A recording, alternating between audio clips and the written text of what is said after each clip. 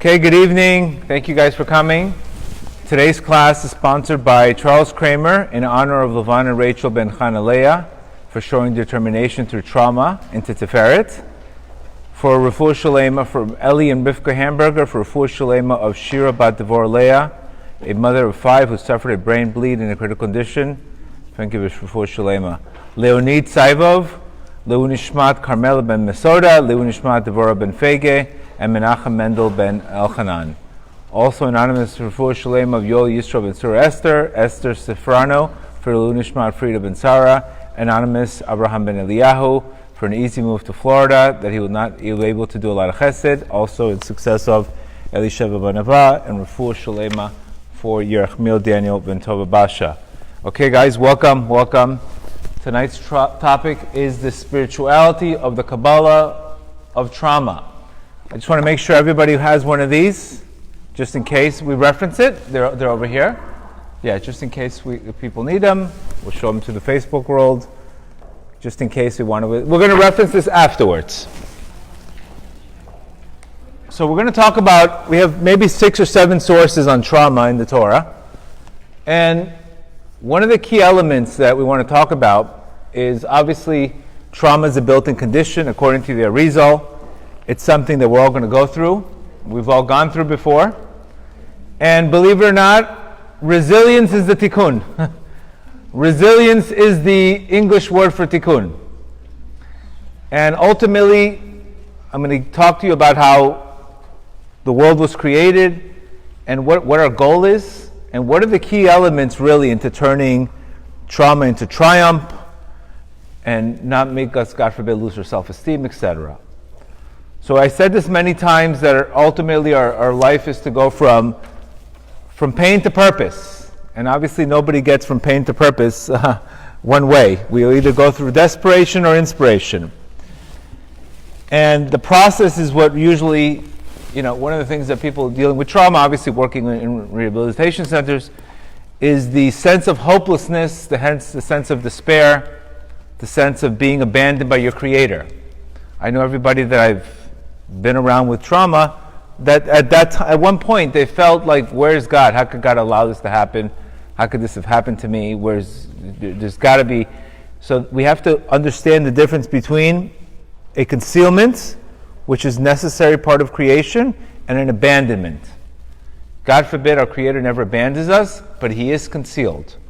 We're going to talk about how that process happens. Because you would only turn to despair in a state of abandonment. You would never state despair as in a state of concealment. So whether how you view this is very, very important. Another key element, and I was talking about this in my facility today, another key element in any kind of trauma, in order to get out of it, is you have to find meaning. Viktor Frankl's work on finding meaning. Because if I just go through a situation and I don't find meaning afterwards, what happens? I'm just talking about the past over and over, and I can never get out of it. And this is the difference between the Hasidic model of Kabbalistic form of therapy and the regular the regular model of today's culture, where Hasidus talks about the Yerida, the fall is for the sake of the rise. And that's something, unless you're into Hasidus, Reb Nachman, Baal Shem Tov, you don't hear this concept of a fall for the sake of the rise. You don't understand. You're too busy understanding why it happened, or focusing on, God forbid, the messenger instead of the message, which is very common, or we don't understand the big picture. And if it's not for Reb Nachman's teachings or the Baal Shem Tov's teachings, we don't really, what do you do with all this pain? What do you do with all this pain? And this is why it's so important to understand this angle. Because after a situation, after pain, believe it or not, you get a reward for it. Believe it or not, there's a reward for pain. You get a reward for it. We think we're going through pain and this is it. I got the wrong end of the stick. I got a bad DNA. I got a bad parent. No, there's actually a reward for pain. Believe it or not. That means you're crying anyway. You got to hang in there and turn it into meaning, and there's a big reward. Reb Nachman's going to tell us the reward is the extent on how you deal with that traumatic situation, how do you deal with pain. basically resistance. To resist, the resistance, obviously, of acceptance is obviously coming from the ego. The soul is in the acceptance. Resistance is always coming from the ego. So we know anytime we have a hard time understanding something or surrendering to it, it's definitely our ego that it's talking. We also have a key element that we need to understand, which we're going to talk about in lesson 64, which these are fun. Again, it's so important that you get the beliefs, because if you don't have the right beliefs, then you can, I always tell people, according to your theory is your therapy. According to how you view things is the therapy you're going to put. If you don't believe in the spiritual aspect of this, then obviously you're going to put your obviously all your energy into psychiatrists and medication, etc. But if your theory is there's a spiritual awakening, there's something greater here, then you're going to be curious and maybe put some energy into the spirituality. Of course, I'm not saying you shouldn't go to psychiatrists or psychologists, but you have to understand something.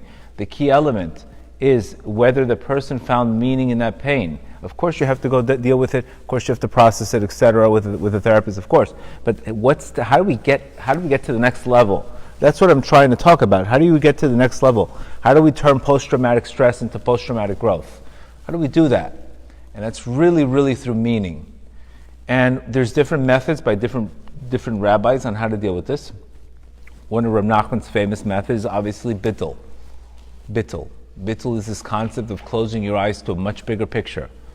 And really we need to understand that the reason why we're suffering any time in our lives is because our awareness has been taken away from us. Once you have the awareness, there's no more pain. Once you knew, wow, if I knew I had to go through this to meet my husband, or if I knew I had to go through this to have my calling in my life, then there's no pain anymore. The pain is because at that moment, the awareness was taken away from you. And sometimes, believe it or not, the smartest person you could be, your awareness will be taken away from you. So you experience something.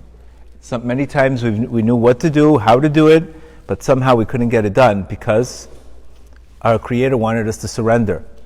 And then He would open up our minds. There's always, that information is always above us. But what we have to do is let our Creator in. And sometimes, because we're going through such a tough time, all we want to do is just go into comfort. And this is really part of this chart. So Reb Nachman says in lesson 64 that God created originally the world out of His compassion, believe it or not. Believe it or not, He created this world out of His compassion. Many people see it, many people don't see compassion. The key element in seeing God's compassion is perspective and dat. That's the key element. Dat refers to perspective, knowledge, whether you see something as a gift or whether you see something as a burden. Whether you're growing through something or you're going through something. It's based on your perspective. So Reb Nachman says, God created the world out of compassion. And Reb Nachman says, and begins this Torah, very important. He begins this Torah by saying, come to Paro. Come to Paro, Bo'o Paro. Which he tells Moshe Rabbeinu, come to Paro. It doesn't say go to him, come to him. That means I'm with you. I'm with you in this. It's not go. You go out, you figure it out. He's telling him come to Paro. And why specifically Paro? Paro represents here a contraction of light. So God originally wanted to create the world. He had too much Ein Sof, this infinite light. But what happens is, you can have the greatest coach, but you have no team. You can have the best coach in the world, but there's no team. So He had to create a world in order to reveal His compassion to him. And that world was created. God had to remove Himself from the picture in order to create a world where man would get reward for free will. Because otherwise, like we said today, that receiving something from nothing is the ultimate of shame. When we receive something for nothing, when we don't earn what we receive, what happens? It turns into shame. Any experience that you get something, this is why the Gemara says, one who hates gifts lives. Well, Gemara says one who hates gifts lives, because the fact is you're supposed to be a giver in this world. You're not supposed to be a receiver. You imitate God by giving, and you suffer when you start taking.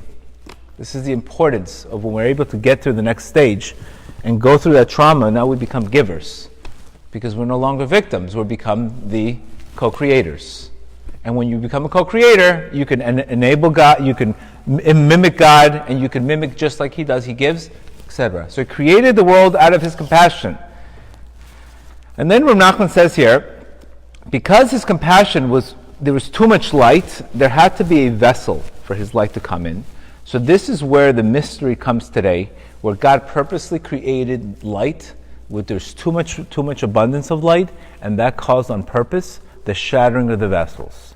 This shattering of the vessels is what is the trauma that we go through, is the things breaking.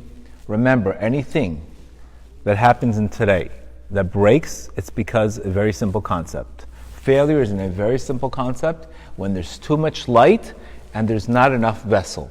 Let's say two people decide to get married. Great idea. So what happens? If this couple, they don't have the emotional stability, yes, they want to get married, but what happens? They don't have a vessel of communication. So what happens? Boom! The vessel breaks. So this is why we never want to hurry the process in life. Because sometimes we want something so bad, and then we get it, and it breaks. So all failure is teaching you is two things. The light that you have is not prepared. You understand? This is where people get into very ambitious goals in life, but they don't have a vessel to maintain that goal. So what should really be changed? What do we learn from failure? To make a bigger vessel. The purpose of failure is to learn to make a bigger vessel. Clearly the vessel that I had, if I have a 50 watts of light and I have a 40 watt bulb, guess what's going to happen? The thing's going to break 100% of the time. And I'm not supposed to lose my self-esteem from trauma or from failure. I'm not supposed to take it personally. Obviously, easier said than done, obviously. But the real goal of failure is really to create a bigger vessel. For example, you went through a divorce. Okay, I know what I want, I know what I don't want, I know I'm realistic. It's funny how people sometimes want to go out with people that are divorced because why? They're more realistic they've already gone through it. Doesn't make them worse people. It's more realistic. You're more realistic, you're more real. You're not looking for Louboutins on Beverly Hills waiting for you from Prince Charming. You're realistic of what life is all about. You understand? So the purpose of trauma, the purpose of breaking is for you to elevate it, not to understand it. Remember, the purpose of the breaking of the vessels was God allowed evil to exist in the world. This is the first cause of evil existing in the world. Evil does exist in the world. There's horrendous people. There's a lot of bad in the world. There's a lot of evil in the world. But originally, what the purpose of evil is to elevate it back to good. Our job is to make the tikkun. This is what your job is to do. Your job is to overcome evil, not understand evil. This is where the big E comes into the place. The big emunah. Because my logical mind is going to say, how in the world did my Creator allow this to happen? How in the world does this happen? How could this have happened? Where's God? Where is He in the picture? That's trying to understand it. That does not work. Why not understand it? We'll answer questions afterwards. Because if we knew everything, if we understood everything, then there's no emunah. It's almost like having a light in the middle of the darkness, in the middle of the day. If I walk around with a flashlight in the middle of the day, there's no purpose of me being here in this world. What's the point of it? I have to get a reward. The reward is based on me overcoming something. If I don't overcome it, what's the reward? It's free. There's no emunah when there's clarity. Emunah is only when there's no clarity. So there has to be, like we said before, there has to be where our Creator has to be concealed. He has to create a concept of free will in order for you to get a reward. Because that's how He created a system where a person makes a lower arousal in order for a higher arousal to come. Otherwise, the arousal comes from above. Then what do you need you for? So it creates a system where the person can make a move, let's say practically. I could say, I forgive you. Somebody hurt me, I forgive you. You know what happens when I do that? All of a sudden, I created a lower arousal. I just gave you mercy. I turned my anger into mercy. You know what happens? There is a reciprocal light above that all of a sudden I did something wrong in heaven, all of a sudden it turns from judgment to mercy to me. So basically, that's why we have very complicated people in our lives. The reason why we have very complicated people in our lives, believe it or not, and I know this is a big topic, is in order to help you. Hard to see that. If you had easy people in your life, you would never be in pain, you would never cry with a broken heart, you would never be humble, you would never seek spirituality, you would be comfortable. And ultimately, that being so comfort, you would lose the connection, you would lose the broken heart, which is the highest form of prayer, when a person approaches his Creator with a broken heart. He's whole. Imagine a person being drunk and praying. Why can you, or smoking and praying? Why can you do that? Why isn't that not the highest form? Because when you do that, you're not broken, you're whole. Correct? You're complete. What do you need God for? The fact that I am so broken is because I need prayer. So this is the real reason why God puts very difficult people in your life. Everybody's got them. You can't run away from them, no matter who you are.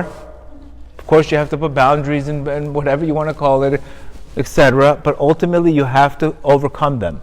How do you overcome them? By giving them mercy instead of anger. This is how you're doing a reciprocal light for you. So every time you create a reciprocal effect below, you're getting the matching effect above. So if you're really smart, you would run after and forgive people, and easier said than done, of course. But technically, if you really understand the big concept, you would say, why would I want a merciful life. I don't want a life with judgment. I don't want a life where I'm holding gevura. I want a life of chesed. Right? Who doesn't want that life? So you would go out of your way, and God forbid, you would hold a grudge. Because what's happening when you're holding a grudge? In heaven, they're holding a grudge for you too. So you're really hurting yourself. You understand? Because you can get tremendous mercy from forgiving people. So that's one concept behind it, that if you really look at the situation of the person that did it to you, who did it to you, you have a tremendous chance to forgive that person, and you're able to get a tremendous amount of mercy in heaven because you went against your nature and you forgave that person, or that person will hurt you, etc. That's one way. That's how you become a co-creator. I'm not talking about enabling, but I'm trying to explain to you the belief of Emunah is that everything is happening for your benefit. And you also have to understand something very important. Our Creator wants us to be just like Him. So what happens is there's weak parts of our lives. There's areas in our lives that we're very, very weak in. And those areas that we're very, very weak in are constantly getting exposed. Over and over and over again. And you could say, why would my Creator create so much pain to me? He's exposing this area in my life that it's so difficult for me. And it keeps on happening over and over again. Why? It's to make it obvious so you can change it. Because if something's not obvious in your life, you'll never change it. But you'll see areas in our lives, whether it's a breakup, whether it's a relationship, toxic relationships, whatever it is, where a person has lack of low self-esteem, and every time he gets into a relationship, he becomes a victim, right? That will always happen to them until they overcome it and get self-esteem. And it's a scary concept. You know why? Because you're like, why would God make this person constantly create a situation where that person's constantly getting abused? Because they're almost drawing this koach hamoshech, which is this energy that whatever you're holding in is what you're getting from the universe. But He ultimately wants you to expose the weakest parts of your life in order so you can emulate Him and you can become a co-creator. You understand? This is exactly why the victim mindset is such a problem. Because the victim mindset focuses on the messenger, not on the message. You understand? And if we focus on the message instead of if we focus on the messenger, not on the message, then we lose this opportunity for growth. We lose the opportunity to grow. We don't understand the big picture in life. We don't get that growth opportunity. We don't get that co-creator gift. We don't get the reward. Unfortunately, we become the victims, unfortunately. This is what in Kabbalah we speak about refers to Mocham Katnut. But you have to understand, evil has to exist in the world. This is the shattering of the vessels. And ultimately, what your job is in this world is to make a tikkun. A tikkun, a simple example of what tikkun could be, where a person turns a drug addiction into a spiritual awakening. That's a tikkun. You took a horrendous situation into a spiritual awakening. Or a person, God forbid, getting molested, he turns into an organization to help children that are in need. You ultimately turn the biggest darkness, because remember, evil is not separate. The job of evil is to hide good. See the difference? Evil is not a separate entity. It's not like God created evil. No, it hides good. That's the problem of evil. Evil hides good. Just like a shell covers a fruit, it's the same thing that evil does. It covers and doesn't allow the good to be revealed. It hides it. That is what we call, in Kabbalistic terms, as a klipa. A shell. What's the job of a shell? To hide good. But our ultimate goal in our life is to go from, if you take a look at the charts, which my friend Isaac Sutton helped me, ended up inventing it from all my classes, is basically to go, this is the events that happen to all of us. You see the white, just a 2-second thing. This is the events that happen to all of us. Then we go right, because of the amount of pain that we go through, right away we go into a comfort zone, because we don't have the capacity to deal with all of this. After a comfort zone, we go into ego and pride, which is a form of, all of a sudden, because the ego's job is to reflect or blame somebody, right? And then after that, we go into a deep, deep, deep darkness or depression or very despair state. And then you could see the magic happens when there's a surrender. This is another class altogether, but I'm just showing you, this is really the circle that we go through. It's the trauma from the darkness to the light, where ultimately after surrender comes courage, comes wisdom, and comes purpose. You're going to have to make that circle in your life. That's the wonderful circle that we all go through. Some of us, the good thing about this, which Isaac made so beautifully, is it shows you at least where you are in the circle. It shows you where you are, where your mindset is. Some of us are encouraged, some of us are in despair, some of us are still blaming other people for it. Right? If we're blaming other people, remember, we're in the darkness. Because remember, ego has to project or blame somebody else. You understand? It's normal. We all do it. Let's be honest. We all do it. There's not a person that doesn't do it. But some of us recognize it's not working. And whatever I'm doing is not working. So me obviously being a gambling addict and recognizing that the gambling is not working and the blaming my father for not raising me right is not working. And all that not working, I finally say, okay, I'm surrendering. I give up. And that's where magic begins. Surrender is where magic begins. When you surrender, you go from the biggest darkness to all of a sudden the light starts coming. Courage begins, and then momentum begins. This is ultimately the tikkun that we need to make, is to go from pain to purpose. Just to give you a visual on what's happening, because what trauma could do to you, it can completely put you in tremendous despair. It could put you in a tremendous state of despair, and you think you're never gonna get out of it, and it's basically you just avoid. And avoiding in life is not really coping with it. It's just crashing crashing very, very, very slowly. That's what avoiding is in life. It's crashing in slow motion.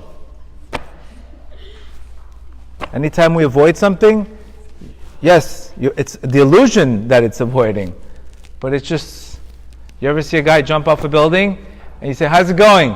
So far, so good.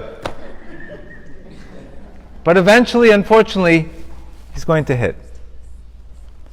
And you can't change what you're not aware of. That's another problem of recognizing that you can never change what you're never aware of. You can never change what you're not conscious of. So ultimately, we have to be aware of these things. And we shouldn't be scared of them. This is where the Torah is telling you, you don't need intelligence. Sometimes you need faith. And this is the problem where today's society, I have to figure it out. I have to figure it out. You need to not be smarter, you need to surrender more. I would say today, 2021, it's not about knowing more, it's surrendering more. that if whatever you're doing is you're trying, nothing's working out, it's because you're trying too hard and you need to surrender. God knows you're smart, God knows you're intelligent, but the problem is not that the answer is you can't get the answer. It's the answer is not revealed to you. It's a revelation issue. It's not a intelligence issue. You ever wake up one day and you say, you know what? I'm just going to let go and surrender, and all of a sudden you get the idea right in your head. What happened? You let God in. He expects you. That's why our sages say we have to cast our burden onto Him. But remember, like we said before, the ultimate goal, growth is non-negotiable in our lives. And your weakest areas will always be exposed. Because that will get you to your destiny. Do you understand? It's usually the weakest areas that we go through that gets us to the destiny. And this is where the problem begins. You know, if we just watch football, you could see it's the same quarterback throwing to the same wide receiver, and he'll continue to do it until he sees a weak coverage. They hit that line all the time. Because ultimately your Creator wants you, and He wants you to grow, but He can't grow unless you fix this issue. Imagine a guy, Hashem wants to give a guy parnasa, a wife, but he's not working on his self-esteem. So imagine that. Imagine trying to go into a business without self-esteem. Imagine going to a relationship without self-esteem. You become hypersensitive and you think everybody's talking about you. Or you take everything personal. Do you understand? So he constantly will get the same message over and over until he's able to conquer that. And once he conquers that, he makes a tikkun. And this is something we really need to understand that. Don't focus on the messenger, focus on the message. The message. What does God want from me? And this is very difficult. It can never happen when you're in the heat of the moment. For sure not. This has to be done when you wake up and you're in a good state and you can contemplate with your Creator and then revisit those situations. Because if you try to attack those situations when you're going through the problem, it's not possible. It's not possible. You have to be able to quiet the mind and change your perspective and look at that same angle. But I do have to acknowledge the evil in the world. I do have to acknowledge it. I have to be comfortable with it, but I have to elevate it, not understand it. And how do you know the purpose of the past is to lift you, not to break you. That is really the goal. The goal is to be uplifted by the past, not broken by the past. And the reason and how you know you've uplifted the past is when you come out of it like a different person. Rav Nachman says that after going through bittul and after going through the pain, you get a new brain. You become a new person. You actually, not only do you become a new person, but you have a new mindset that if it wasn't for that situation, you have a different view of the world. That's how you know if you came out of trauma the right way, that after you went through it, you became a different person. That's the litmus test to see if trauma was good for you or, God forbid, it broke you. If you came out of there, some people came out with organizations, some people came out with different things, some people became spiritual because of trauma, some people tremendously strengthened them. That's the ultimate key. And this is where Reb Nachman says that in order to prepare this vessel, remember, the problem is, like we said before, the reason why we're not succeeding in any area is it's not the light, it's the lack of vessel. Pain increases your vessels. Pain increases your vessels. You have to have a different relationship to pain. You have to recognize that pain sets you free. So like we said before, any attempt to avoid pain is the pain. Avoiding the pain is the pain. Do you understand? Because you're avoiding, if I just told you that pain is what increases the vessels, then the avoidance of increasing the vessels is the problem. In order to prepare the vessels, Reb Nachman says, the first stage is to lift our eyes to the ultimate good where everything is good, and to make unity out of our prayers. Believe it or not, like Rabbi Rush says this a lot, and many of our sages say, it's better to understand, if first I have to, when I'm preparing to meditate, when I'm preparing to pray, when I'm preparing to do anything, first I have to look up to a place where everything is good. And what I say is, Hashem, I don't understand you, but I believe you. I don't understand you sometimes, but I believe you. I trust you. It's recognizing the lack of knowledge. Because remember, if I had the knowledge, I wouldn't have the problem, because I would know it's this or this or that. You understand? The problem is you have to sometimes cry out for the knowledge to be able to be internalized. And the ability for you to internalize knowledge is level of humility. When you're humble, you start to internalize the knowledge. Hashem opens up your mind. He'll open up your mind. And he's saying here that only by surrendering ourselves in bittul to the ultimate unity, knowing and believing that everything is good, then we can start praying. Then we can start praying. The best form of prayer is first connect and then pray. If I pray without connecting, then I'm usually saying, get me out of this situation, or get rid of let my ex-husband be nice. Maybe your tikkun is not for him to be nice. Maybe your tikkun is to be more resilient. Maybe you're asking for the wrong thing. You understand? Or let that person go away from my life like you're some kind of mob.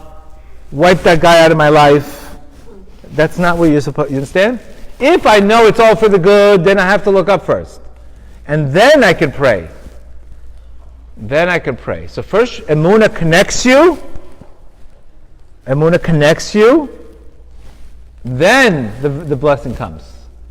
Trying to pray without the connection, you understand, is usually not going to get you anything, because probably you're going to pray for the wrong thing. You're not understanding what to pray for.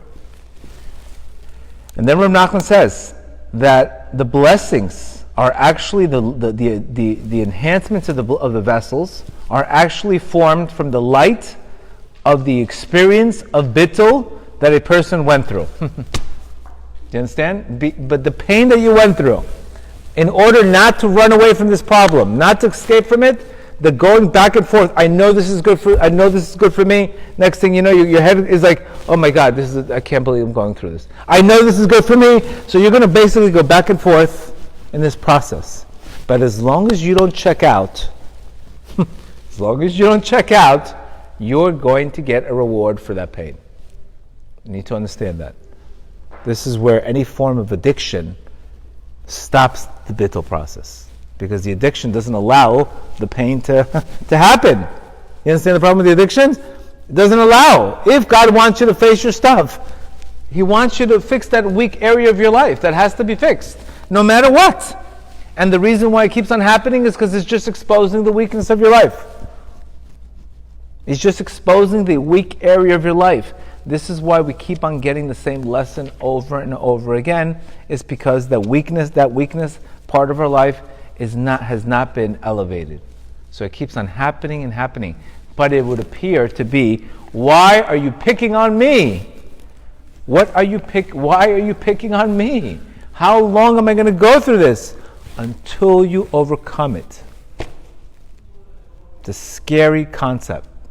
You know why? Because it doesn't go away until you have the koach to overcome it. And I know many people, they don't even have the game plan. They're traveling, they don't even know where they're traveling to.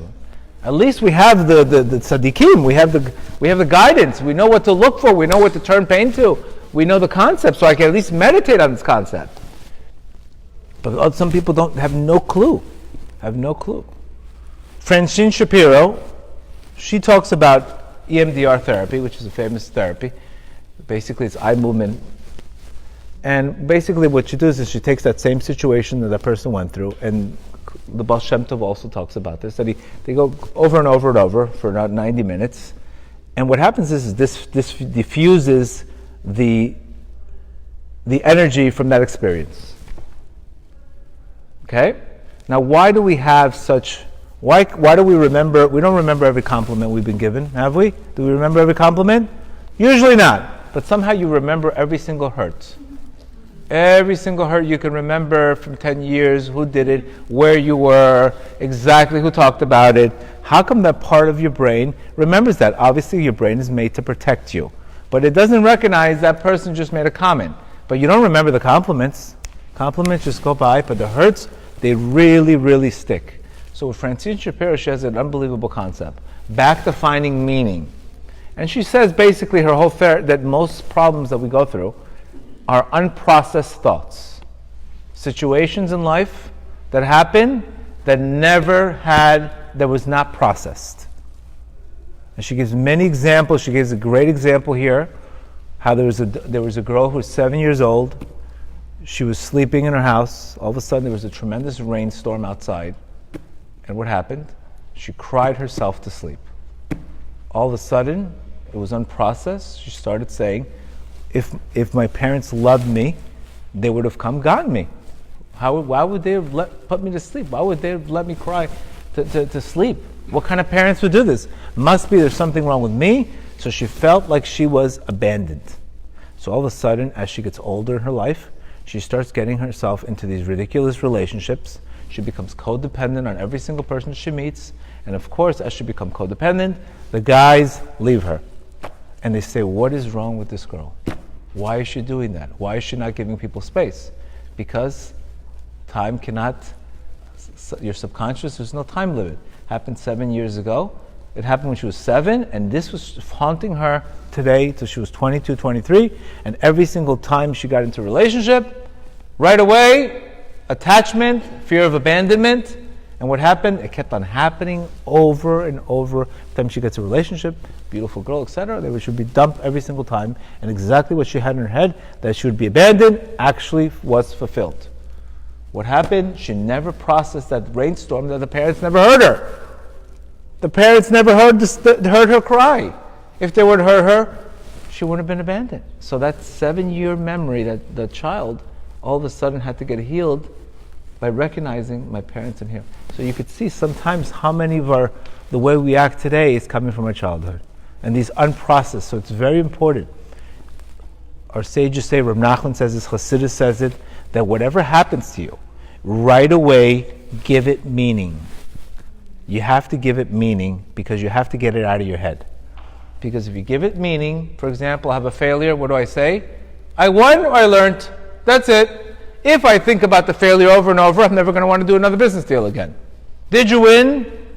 Yes? God bless you. Did you learn? Yes? You win or you learn. It's very important to give things meaning. For example, let's say you're in a relationship that didn't work out. What's a good line to say to yourself? Sometimes God has to save your soul, break your heart to save your soul.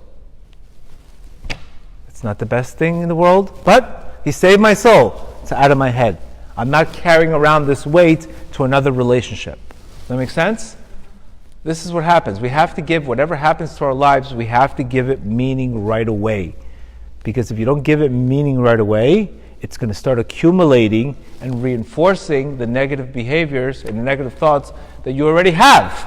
So we don't need more and more negative reinforcement. We need the opposite. We need the elevation, not the reinforcement. So it's very important, whatever happens to you, right away give it meaning. Give it the right meaning and get it out of your head. Because if not, it just constantly becomes more and more and more and more and more. This is another great book, The Psychology of a Tzimtzum. Tzimtzum, like we spoke about, a Tzimtzum represents a concealment of God.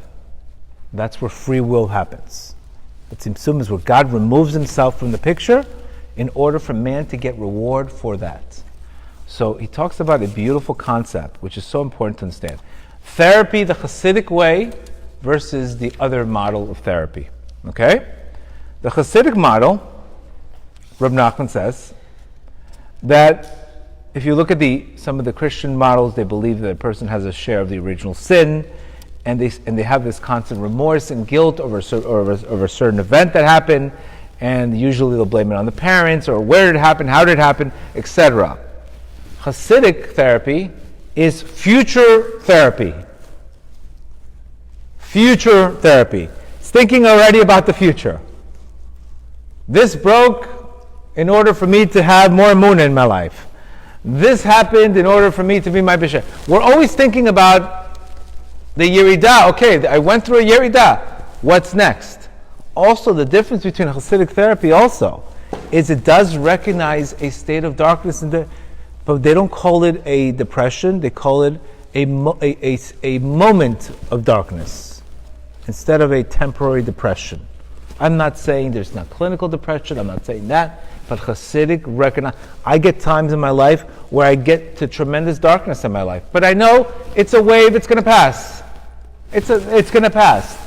There's never a time that I have not had every single week a state of where you get this crazy darkness that no matter how smart you are, no matter where you're living, it comes to you. And it's going to come to you. And you have to almost recognize it's going to go away. It's not a permanent state.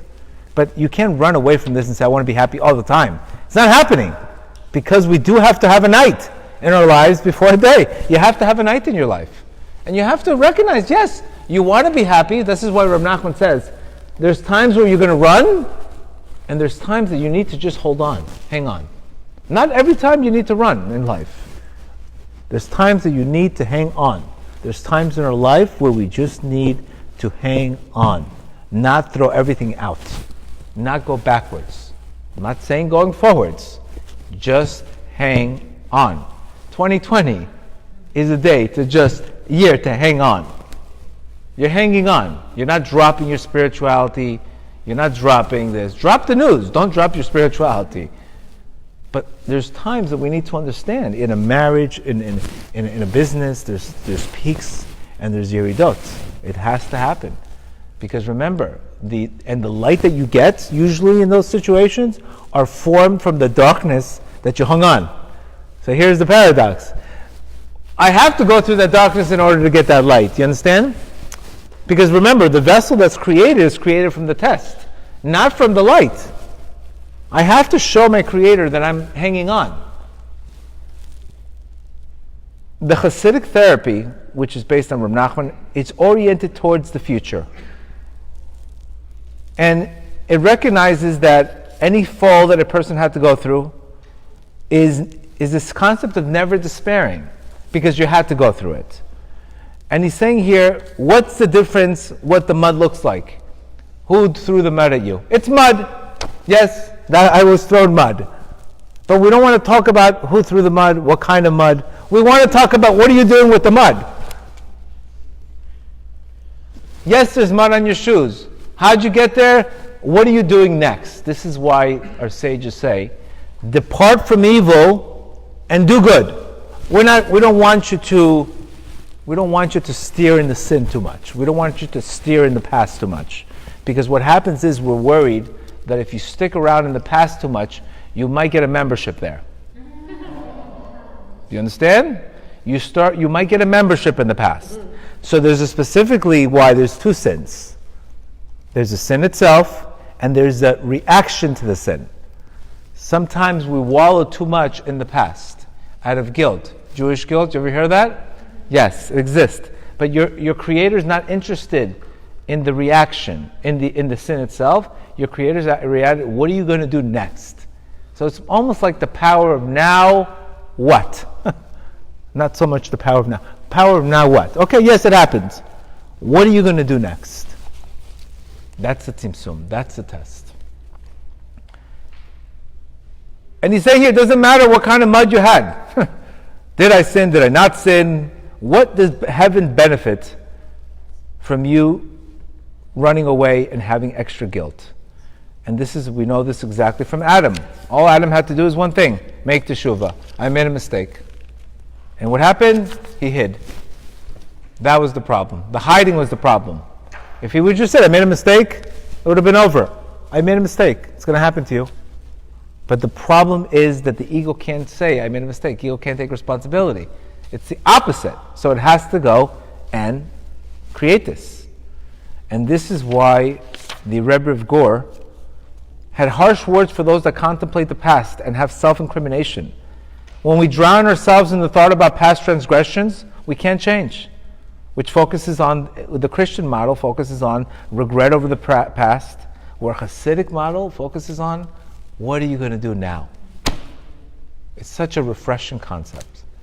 Who's saying, if the world is recreated every single day, why am I giving energy to the past? What benefit are you giving? You're not giving your Creator benefit from hanging on to the past. He knows you made a mistake. He knows, I know I gambled, I did this. But I recognize nobody's perfect. I'm here to take my imperfections and come to my Creator. I'm not here to be perfect. And there's going to be issues. And this is where we have the ability to rewrite the past. And we know this example from Yosef HaTzadik. He clearly says, and he went through trauma. He went through major trauma. He didn't say, I was sold. He said, I was sent. The big aha moment. I was not sold. I was not sold. I was sent. You understand? I was sent. I was sent here. I had to go through this to become that. Big difference between sold, a victim, sent, a victor. Do you understand the difference? What would enable him? What enabled him to do that? It's because he had constant joy and simcha. So number one method, you have to get your eyes off the messengers. You have to take your eyes off the messenger. You have to. I can't stress this enough. The more you dwell on the messenger and the messenger and the messenger, and he did, and my narcissistic husband, ex-husband, and he's putting me this, he's taking away from this, he's taking away from that, everything is taken away from me, and etc. You're just going to become a victim. And then what's going to happen? You're going to go date new people. You're going to talk about your narcissistic husband. Who's going to want to marry you? Sign me up. You don't want to bring old things to new relationships. You understand? You see a guy traveling in the airport with like 25 bags, you're not going to travel with him. You want to travel lightly in life.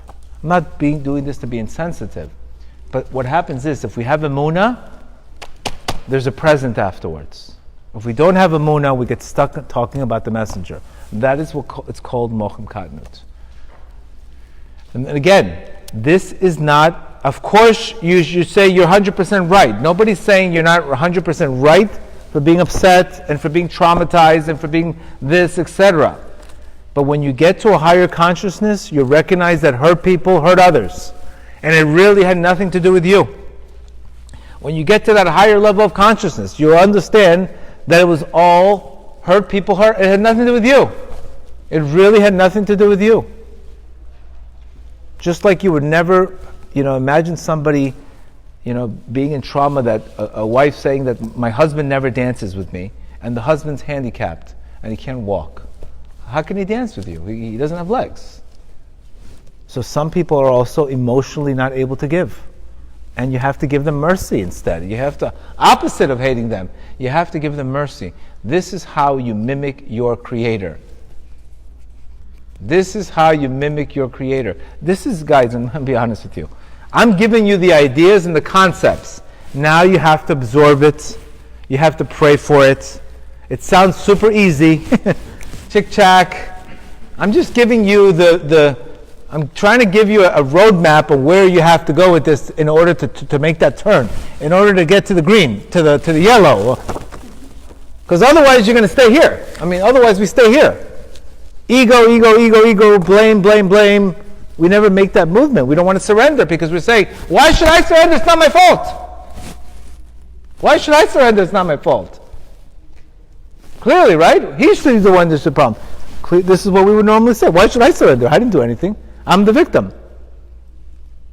Because you had an opportunity to give mercy to that person, and you had an opportunity to be great, and you didn't take the opportunity. That's why you have to surrender. That's why you have to transform.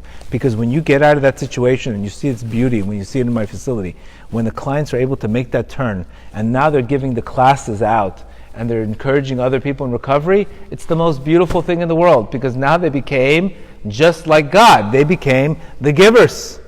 It's a beautiful thing. Now they're giving.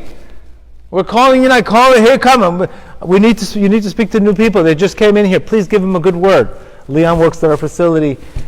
It's the most beautiful thing in the world. There's no price for it. There's no price for it when you see the person that was a taker now become a giver, which is ultimately another great book from Aryeh Kaplan. What did he do? He imitated God.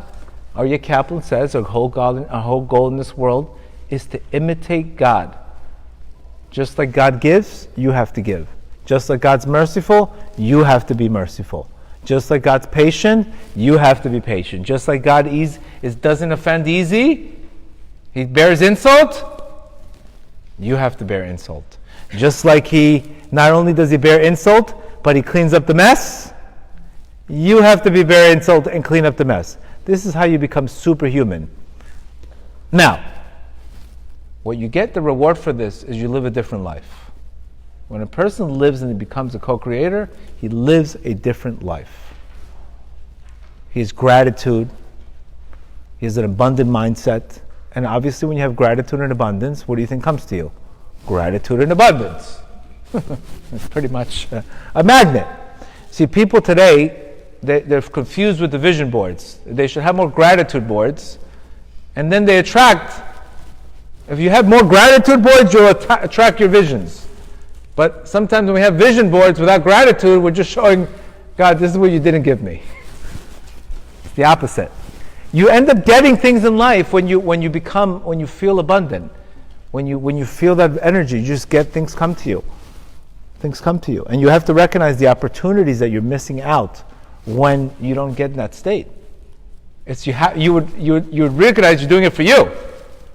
The more I imitate God, the more I'm in my soul state, and the more gratitude, the bigger the perspective I have, the bigger the self-esteem, etc.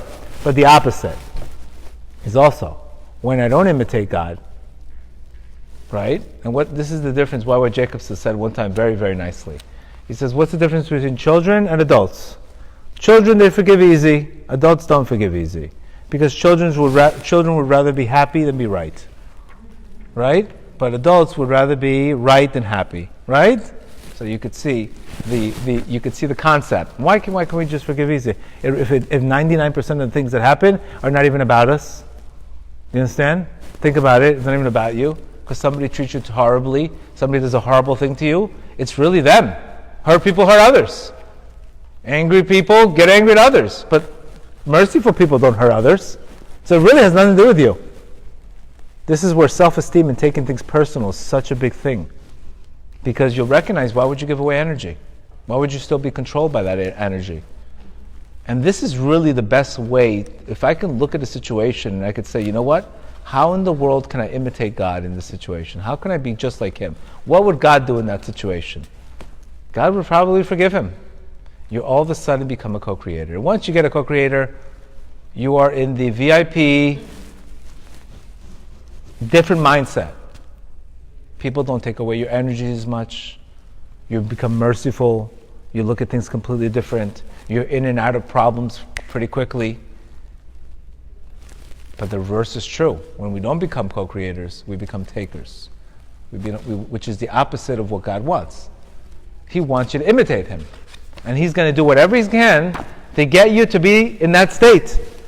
Because you have a portion of your soul in Him. Your soul is made from infinite greatness. So you have those attributes already built in. The DNA is already built in to be great. And when you're not great, He's going to make you great. No matter what you want. This is why we go through the same lessons in life until we pass it. And it appears to be tremendous amount of pain. But it really, what we call pain, God calls love. And I know it's hard to see that. It's hard to see that. This is why the first thing you have to look is when you pray. Number one, look at everything as one. Number two, take your eyes off the messenger. Number three, ask yourself, what does God want from me here?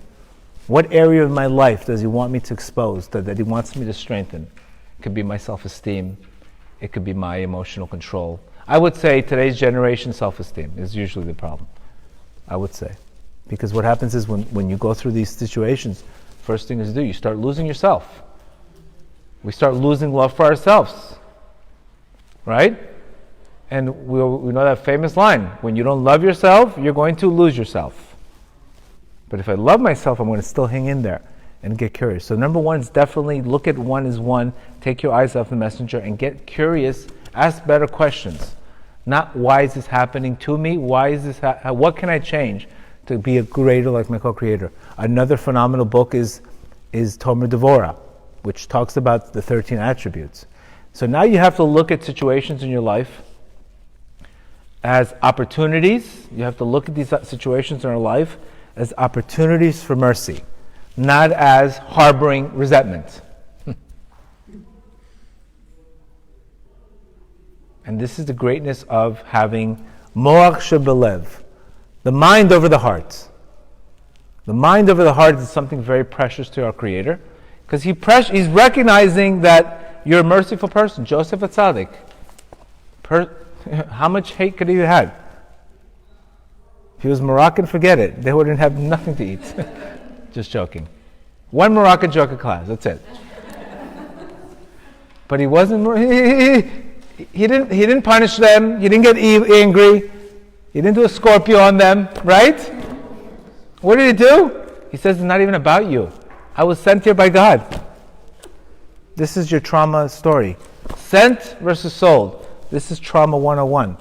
Evil, what did he do? The evil that he went through was actually elevated because he became the king of Egypt.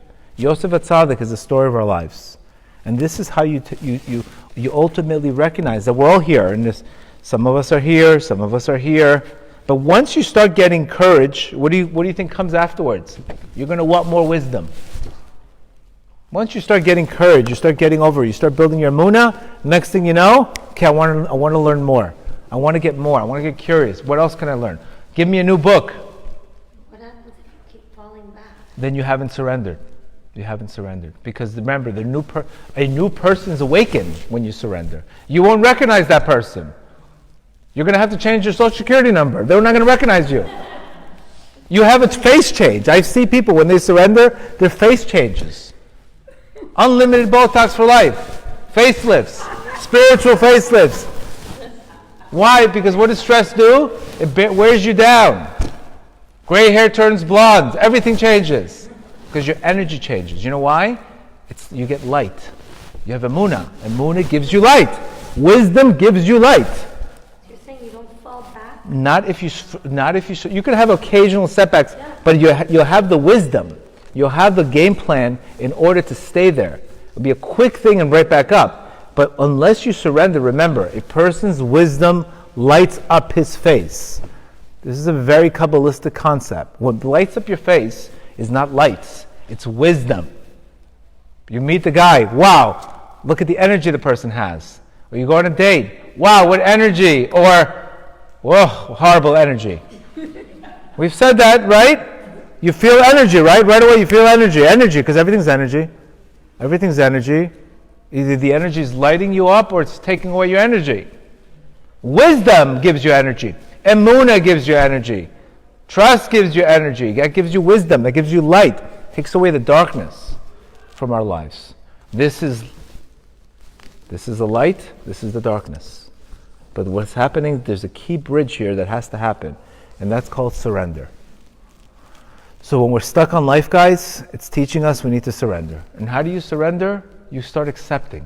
Surrender means acceptance. An easier word for surrender means acceptance. It's not a weakness.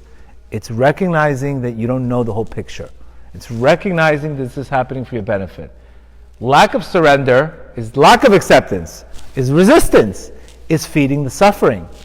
And we already spoke about many times, Viktor Frankl says, that what is despair? Suffering without meaning. Think about a situation that we've gone through. When we don't have meaning from the suffering, it turns into despair. But when we know that situation, it's part of our life, it's part of our growth, it's part of our part of the process that we had to go through, then that situation turns into a new keli, a new light, a new person. And this is the difference between trauma making you or breaking you, based on the surrender concept. The understanding, trying to understand too much. You don't have to understand everything. Opposite, Rav Nachman says. We are na'aseh v'nishma. When you got the Torah, na'aseh v'nishma. Do and then listen. It's not like the philosophy. I need to understand everything. This religion is all about action. You'll figure it out on the way. Get married, you'll figure out on the way what happened afterwards. You'll figure it out on the way. It's not there's no like you go to a movie, you see the free preview. Don't worry, you'll get the preview in the movie. You'll see the movie. There's no free preview. You have to jump in, and then you'll see what's going to happen. There's no free preview. You're in the wrong religion. This is not what it should. Because ultimately, what does he want you to do? He wants you to believe in him, crown him, and he wants you to trust in him so he can give you your compassion. So there's a lot of concepts here. I want you guys to absorb it. But the big tachlis, the big point that you need to understand is my goal is to find meaning. And meaning means I become a co-creator. When I'm a co-creator, I have a different relationship with people. My relationships with people when I'm a co-creator are merciful relationships. Are merciful. I could have a bad childhood, and I could find now a way to give empathy and recognizing, you know what, my mother wasn't able to give me. If she would have given me. That same relationship that was toxic became now you're giving them mercy. It's a beautiful thing. That you could turn to toxic parenting. That means it's never too late to have a happy childhood. Never too late to have a happy childhood. How do you do it? You go back, you rewrite the story, and then you go rewrite the story and say, you know what? If my mother would have had more to give, she would have given me. And you don't take it, and you don't become you don't become the point of that. So may Hashem help us all, that we should take all this information today. And this is all the spiritual way. It's a spiritual concept. Maybe if you go to a psychiatrist, he's not going to talk about any of these things. This is the Hasidic, Reb Nachman, spiritual way that knowing that the breaking of the vessels is going to happen. It's funny how when I was actually doing this class, there was a beautiful vase that just moved into my new house, and it broke all over the place. It broke and shattered in pieces. And you know what's going to happen? Yes, I might step on it. I might step on one piece of glass, and that's going to trigger me about the breaking of the vessels. But I'm going to say that this is what has to be elevated. That's why we have a hard time with the past, because we think things are always going to shatter. No, you have to build. This is why, I believe in the Orient, they take the same bowl that was shattered and they reline it with gold to show resilience. The same pot that was broken, they reline it with gold to show the importance of post-traumatic growth. So again, may Hashem help us all that we should all go through our traumas and we should elevate it and become co-creators. All right? Go ahead. Have a great day. Beautiful. Good. Any questions?